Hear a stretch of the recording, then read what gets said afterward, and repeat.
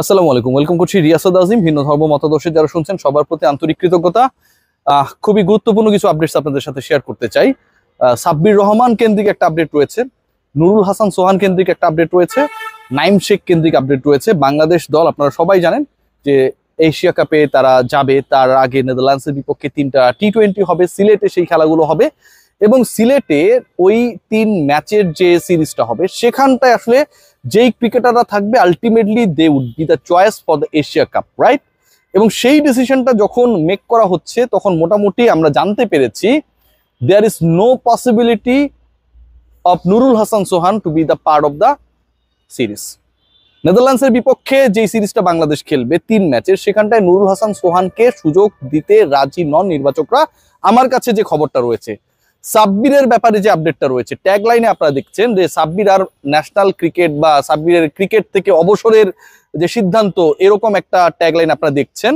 এটার আসলে সারমর্মটা কি, ভেতরের খবরটা কি, কি কারণে সাব্বির আর কখনো ক্রিকেট খেলবেন না, কেন আমি এই কথাটা বলছি। এবং থার্ড পয়েন্ট যেটা, নাইম শেখ, তার অধ্যায়টা মোটামুটি শেষ। আপাতত নাইম শেখকে আপকামিং সিরিজ এবং একই সাথে এশিয়া কাপ স্কোয়াডে বিবেচনা করা হবে না বলে জানা গেছে। নাইম শেখের ব্যাপারে এই ডিসিশনটা আসবে বা এই ডিসিশনটাই রাইট ডিসিশন, এই ব্যাপারে অনেক আগেই আমি আপনাদের সাথে ডিসকাশন করেছিলাম। আমি জানিয়েছিলাম যে এশিয়া কাপের সম্ভাব্য দলে নাইম শেখের সুযোগ নেই, কিন্তু নুরুল হাসান সোহান, মাহিদুল ইসলাম অঙ্কন, এই ক্রিকেটারদেরকে আপনি কেন সুযোগ দেবেন না যখন আপনার মিডল অর্ডার ফোকলা, যখন আপনার মিডলে কিছু ব্যাটার দরকার যাদের স্ট্রাইক রেট বেটার, যখন আপনার এমন কিছু ক্রিকেটার দরকার যে নাইম শেখকে আপনি অফ করে দিলেন, কিন্তু নাইমের সমান সংখ্যক 15-20 বল খেলার সুযোগ যদি পায় কোনো ক্রিকেটার, সে অন্তত বেটার স্ট্রাইক রেটে ব্যাট করতে পারবে, সেই ক্রিকেটারদের আপনি কেন নেবেন না? এই প্রশ্নের উত্তর আমরা এখন পর্যন্ত পাই না। সোহানের ব্যাপারে কি হলো, বাংলাদেশ ক্রিকেট বোর্ডের ব্যাখ্যাটা কি, কেন তারা রাখতে চায় না, টিম ম্যানেজমেন্টের সমস্যা কোথায়, ক্যাপ্টেন কি ভাবছে? তার আগে একটু আমি সাব্বিরের কথা বলতে চাই। প্রশ্ন নাম্বার 1, একজন ক্রিকেটার 9টা ইনিংস খেলেছেন এবং এই 9 ইনিংসের মধ্যে সেই ক্রিকেটার 3টায় অপরাজিত ছিলেন। আপনি আপনার দৃষ্টিকোণ থেকে বা যে কেউ যদি কোনো বিশ্লেষণ করে, বড় বিশ্লেষক, তাকে কি আপনি খারাপ ক্রিকেটার বলতে পারেন? সে 9 ইনিংসে 3টায় অপরাজিত ছিলেন, আনবিটেন ছিলেন, তার মানে তার বড় স্কোর করার অনেক ক্ষেত্রে সুযোগ ছিল, অনেক ক্ষেত্রে সুযোগ ছিল না, ওভার শেষ হয়ে গেছে সবশেষ বিপিএলে। একজন ক্রিকেটার ছক্কা মেরেছেন 18টা। আমি যদি ধরেও নিই যে তিনি সাব্বির রহমান একটা ম্যাচে বিপিএলে ভালো করেছে, তারই নিয়ে আমরা কেন নাচানাচি করতেছি, রাইট? এক ম্যাচে কি 18টা ছক্কা মারছে? এক ম্যাচে যদি একজন ক্রিকেটার 18টা ছক্কা মারে, তাহলে তো এক ম্যাচে তার 148 রান করার কথা, রাইট? সো যেহেতু 18টা ছক্কা, 108 রান, সরি, 18টা ছক্কা এক ম্যাচে মারেন নাই, তার মানে তিনি যে ওই 9টা ইনিংস খেলেছিলেন, যার 6টা আউট হয়েছিলেন, 3টায় নট আউট ছিলেন, এই ইনিংস গুলো মিলিয়ে তিনি 18টা ছক্কা মেরেছিলেন। সাব্বির রহমান রুম্মানের কথা বলছি। যেই ছেলেটা 18টা ছক্কা কোন একটা টুর্নামেন্টে মারে, তাকে আপনি টি-20 কোন ফরম্যাটে, ন্যাশনাল টিম বাদ দেন, জাতীয় পর্যায়ের অথবা আন্তর্জাতিক পর্যায়ে যে আপনি দলগুলো পাঠান, কোনো সেটআপে বিবেচনা করবেন না। এটা কি হতে পারে? এটা হয়েছে।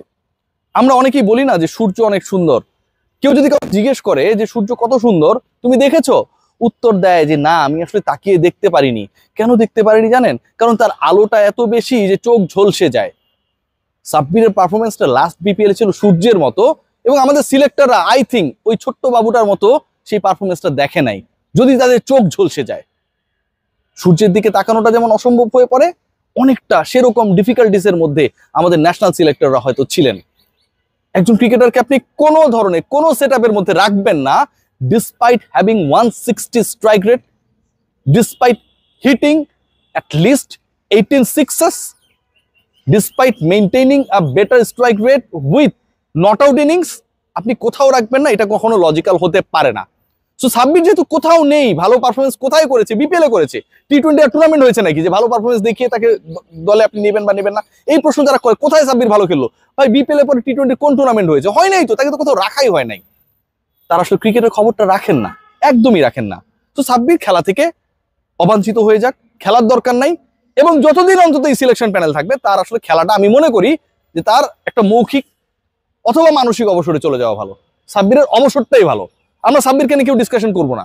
যারা পছন্দ করেন না তাদের শোনা লাগলো না, আর যারা কাউন্টার রিপোর্ট বানান তাদেরও শোনা লাগলো না। নুরুল হাসান সোহানের ক্ষেত্রে কি ঘটনাটা ঘটেছে দেখেন, কি ভয়াবহ।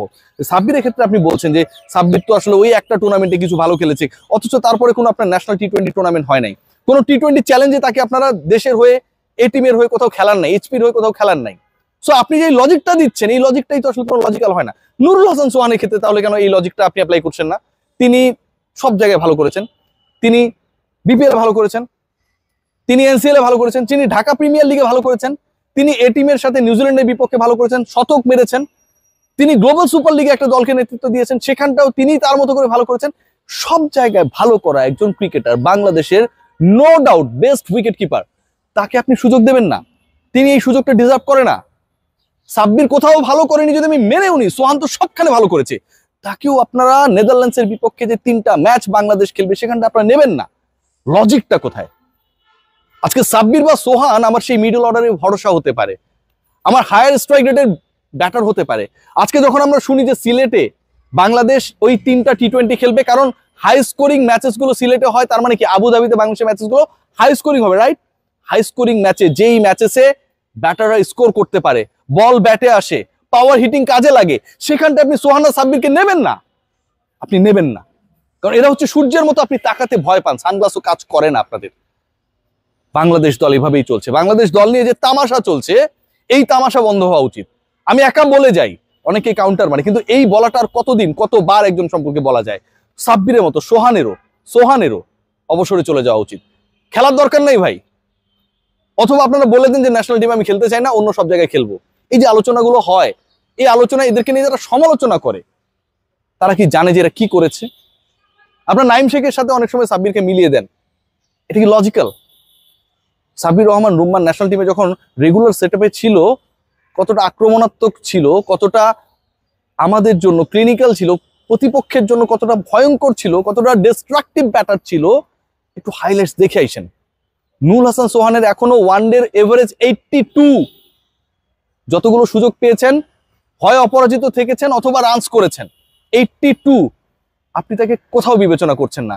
একজন ক্রিকেটার লাস্ট ওভারে 30 রান নিয়ে একটা ম্যাচ জিতিয়েছে, সেটা যে পর্যায়েরই ম্যাচ হোক, it was a very tough task, Sohan did it. আপনি তাকে বিবেচনায় নিচ্ছেন না, তাহলে আপনার বিবেচনায় কারা ভাই? কারা? এই আলোচনা কে করবে? জাতীয় দল তামাশার জায়গা না। জাতীয় দলে যা হচ্ছে, জাতীয় দলের সিলেকশন নিয়ে যা হচ্ছে, এবং এটাকে পরবর্তী সময় আপনারা যেভাবে লাবরেট করার চেষ্টা করছেন যে হোয়ার সাব্বির ডিড ওয়েল, এই প্রশ্নটা যারা করেন তারা কেন এটা বলেন না Sohan did well in every format? ওই আলোচনাটা আপনারা কেন করেন না? তাহলে তারে কেন রাখা হয় না? সাব্বিরকে যদি মাত্র একটা বিপিএল নিয়ে বিবেচনায় না আনেন, সোহানকে বিপিএল, এনসিএল টি20, গ্লোবাল সুপার লিগ সবকিছু বিবেচনায় তো আপনার বিবেচনা করা উচিত। হিপোক্রেসির মধ্যে বাংলাদেশের টিম সিলেকশন চলে। সাব্বির সোহানদের সত্যি সত্যি অবসরে চলে যাওয়া উচিত, এবং এটাই আমার কাছে মনে হয় right now is the best solution. সবাই ভালো থাকবেন, টেক কেয়ার।